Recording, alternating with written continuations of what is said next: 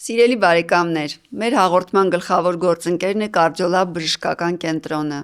Կարդիոլաբը մասնագիտացված սիրտանոթային խնամքի բժշկական կենտրոնն է, որտեղ դուք մաքսիմալ արագ, որակով եւ բարձր պրոֆեսիոնալիզմով կստանաք ձեզ անհրաժեշտ բժշկական ախտորոշման եւ բուժման վերաբերյալ խորհրդատվությունը։ Կարդիոլաբում մեր արժեքներն են որակը, բուժառույակենտրոն մոտեցումը, պրոֆեսիոնալիզմը եւ թիմային աշխատանքը։ Սիրով կսպասենք ձեզ։ Բարեկամներ, մեզ համար շատ կարևոր են ձեր դիտումները եւ տարածումները, որպեսզի մեր ալիքը կարողանա առաջընթաց ունենալ։ Եվ այդ պատճառով, եթե հավանում եք այն, ինչ անում ենք, խնդրում եմ մաքսիմալ տարածել, կիսվել ձեր ընկերների հետ, միգուցե ինչ-որ միտեղ ինչ-որ մեկին այսօրվա մեր տեսանյութը պետք է։ Շնորհակալություն աջակցության համար։ Բարի երեկո, բարեկամներ։ Ձեզ հետ կրկին եթերում Կարդիոլաբն է եւ ես սրտաբան Տաթևիկ Հովակիմյանը։ Այսօր խոսելու ենք մի շատ տարածված սիրտանոթային կառուցվածքային խնդրի վերաբերյալ, որը կոչվում է միտրալ փականի պրոլապս։ Հավանաբար բոլորը ձեր կյանքում մեկ կամ մի քանի անգամ լսած կլինեք այս տերմինը պրոլապս։ Ինչ է դա նշանակում եւ արդյոք դա իրենից որևէ ռիսկ ներկայացնում է, թե ոչ։ Իրականում միտրալ փականի պրոլապսը շատ տարածված անատոմիական առանձնահատկություն է, որը կարող ենք էխոկարդիոգրաֆիա անելու դեպքում հայտնաբերել մեր հանրության 2-3%-ի մոտ։ Դեպքերի շատ մեծ մասում այն բարորակ է եւ իրենից որևէ ռիսկ չի ներկայացնում։ Սակայն գոյություն ունի մի փոքրիկ ենթախումբ միտրալ փականի պրոլապսով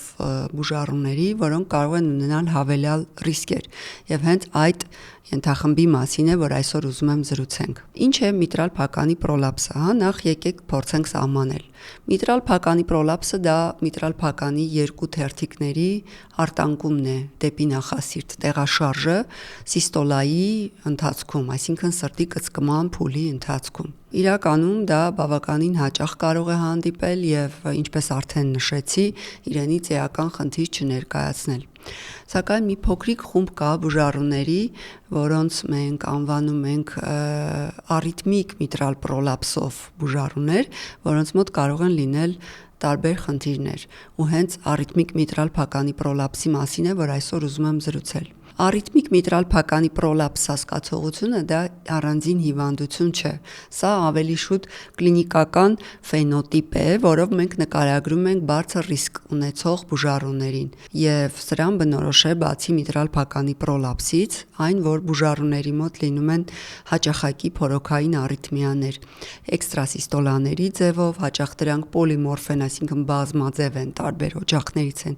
առաջանում, փորոքային հաճախասրտությունների ձևով, որոնք նույնպես կարող են լինել անկայուն կամ կայուն։ Կայուն բառով տերմինով անվանում ենք 30 վայրկյանից ավել տևող փորոքային հաճախասրտությունները։ Ինչու է սա կարևոր, որովհետև եթե սիրտը 30 վայրկյանից ավել մնում է փորոքային հաճախասրտության մեջ, մենք բավականին բարձր ռիսկ ունենք, որ կունենանք հեմոդինամիկ կոլապս եւ ուշագնացություն, գիտակցության կորուստ։ Այսպիսով, արիթմիկ միտրալ պրոլապս հասկացողությունը բնորոշվում է միտրալ փականի պրոլապսով եւ նրան ուղեկցող հաճախակի փորոքային ռիթմի խանգարումներով, որոնք կարող են բարդանալ սինկոպեով, գիտակցության կորուստով եւ շատ հազվադեպ դեպքերում հանկարծամահությամբ։ Կարևոր է հիշել, որ միտրալ փականի պրոլապսով բուժառուների զգալի մեծամասնությունը նման խնդիրներ չի ունենա եւ պետք չի խուճապի մատնվել, եթե ձեզ ինչ-որ պահի դրվել է միտրալ փականի պրոլապս ախտորոշումը։ Այս հաղորդումը նրա համար է, որպեսզի մենք կարողանանք տարբերակել այն կարմիր դրոշները, որոնց դեպքում անհրաժեշտ է դիմել սրտաբանի եւ անցնել պատշաճ հետազոտություններ բացառելու համար ձեզ մոտ բարձր ռիսկայնությունը միտրալ փականի պրոլապսի։ Ինչու են առաջանում արիթմիաները։ Դե իրականում միտրալ փականի պրոլապսի ժամանակ արիթմիաների առաջացման տարբեր հիպոթեզներ կան, սակայն գերակշռող կարծիքն այն է, որ արիթմիան առաջանում է այն պատճառով, որ փականի թերթիկները անդադ ձգվելու արդյունքում միտրալ փականի օղի, պապիլյար մկանների եւ ձախ փորոքի ստորին պատի շրջանում առաջանում է ֆիբրոզ հյուսվածք, սպիական հյուսվածք, որը իրենից խթան է հանդիսանում էլեկտրական աննորմալ իմպուլսների առաջացման, քանի որ, ինչպես մեր նախորդ հաղորդումների ժամանակ արդեն խոսել ենք, էլեկտրական անհամասեռությունը, այսինքն առողջ եւ սպիական հյուսվածքի այդ միքսը, իրար հանդիպելու տարածքները հանդիսանում են հիմնական տրիգերը փորոքային փորոքային եւ վերփորոքային ռիթմի խանգարումների առաջացման համար։ Եվ ահա սա է մեխանիզմը, որ առաջանում են փորոքային էքստրասիստոլաներ։ Էլեկտրասրտագրությամբ հաճախ դրանք հեշտ է տարբերակել, քանի որ իրենք ունենում են ձախ փորոքային ծագում եւ սովորաբար բնույթով լինում են պոլիմորֆ, այսինքն նման չեն այն ավելի բարորակ, այսպես կոչված իդիոպաթիկ առիթմիաներին, որոնք մենք տեսնում ենք աջ-փորոքի արտատար տրակտից առաջացող ռիթմի խանգարումների ժամանակ, որոնք սովորաբար ավելի բարորակ են եւ իրենցից էական վտանգներ չեն առաջացնում։ Ահա այս պիական հյուսվածքային փոփոխություններն են, որ առաջացնում են վտանգավոր փորոքային առիթմիաներ եւ շատ ավելի հազվադեպ դեպքերում կարող են հանգեցնել սրտային հանկարծամահության։ Կլինիկորեն միտրալ փականի պրոլապսը դրսևորվում է սրտխփոցներով, հեվոցով, շնչարգելությամբ, կարող է երբեմն լինել թուլություն, գիտակցության կորուստը հանդիսանում է չափազանց կարևոր գանգատ եւ իհարկե նաեւ կարևոր է ուշադրություն դարձնել բուժառուի բարեկամների մեջ սրտային հանկարծամահության դեպքի առկայությանը, քանի որ սա նույնպես իրենից կարևոր կարմիր դրոշակ է ներկայացնում ավելի խորը հետազոտելու եւ ուշադրություն դարձնելու համար։ Այսպիսով, միտրալ փականի պրոլապսով բուժառուները պարտադիր պետք է անցնեն առնվազն էլեկտրասրտագրություն եւ էխոսրտագրություն, եւ եթե էլեկտրասրտագրությամբ կամ էխոսրտագրությամբ մենք տեսնում ենք կարևոր նշաններ, որոնք խոսում են առիթմոգենության հավանականության վերաբերյալ, իհարկե հաջորդի վարվում են ավելի խորացված հետազոտություններ, ինչպիսիք են ռիթմի 24-ժամյա մոնիտորինգը, հոլտեր հետազոտությունը կամ ավելի երկարաժամկետ մինչև 30 օրյա ռիթմի մոնիտորինգը, ինչպես նաև շուտով կխոսեմ սրտի MRT հետազոտության կարևորագույն դերի մասին այս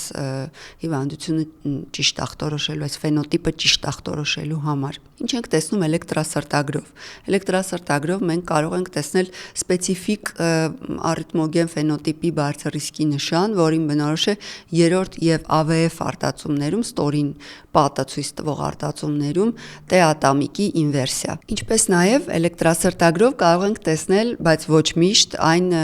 վերը նշված պոլիմորֆ բազմաձև փորոքային էքստրասիստոլաների առկայություն, սա եւս պետք է նշան հանդիսանա, որ արժե ավելի խորացված հետազոտության ուղեկրել բուժառուներին։ Ինչ ենք տեսնում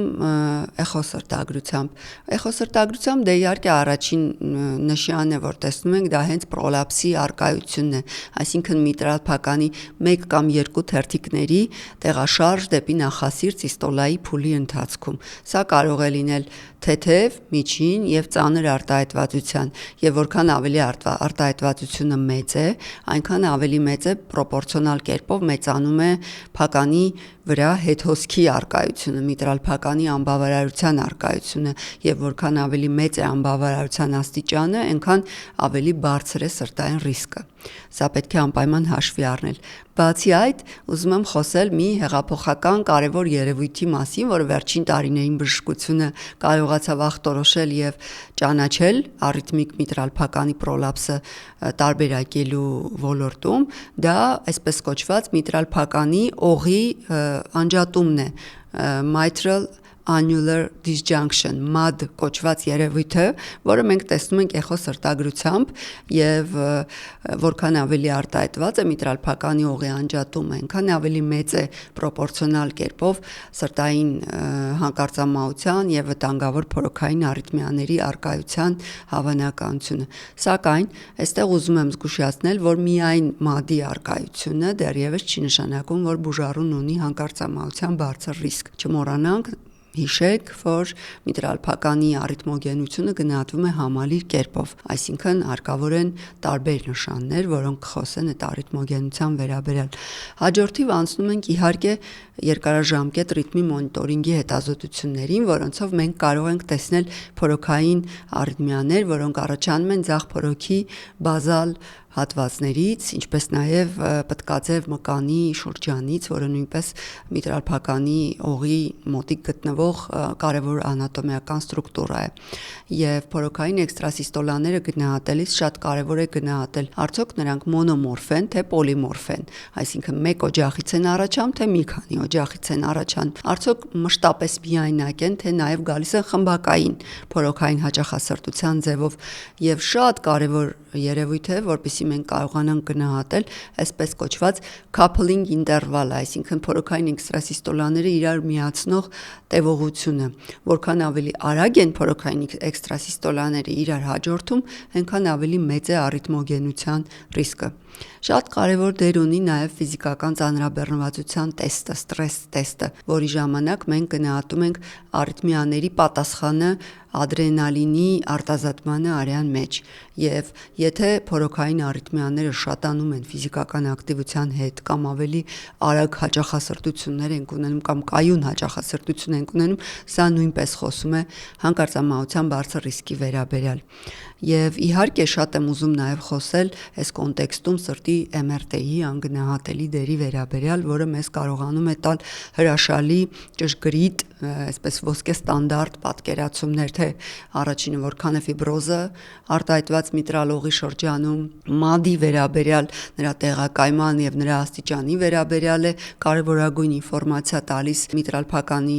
անբավարարության աստիճանն են կարողանում ճշգրիտ գնահատել, ինչպես նաև ձախ փորոքի ու ձախ նախասրտի չափը եւ այն կարևորագույն ցուցանիշը, որը կոչվում է ձախ փորոքի արտամղման ֆրակցիա, քանի որ որքան ավելի ցածր է արտամղման ֆրակցիան, այնքան ավելի ռիսկը մեծ է կյանքին վտանգ սպառնացող բարդությունների։ Եվ իհարկե անցնելով բուժմանը պետք է նշել, որ առաջին հերթին կարող է նշանակվել դեղորայքային բուժում բետա պաշարիչների ձևով եւ դրան կարող են նաեւ ավելացվել որոշ հակաառիթմիկ պրեպարատներ, դրանցից ամենահաճախ հանդիպողը իհարկե ֆլեկայինիդն է, որը առաջին C-դասին է պատկանում հակաառիթմիկ պրեպարատների։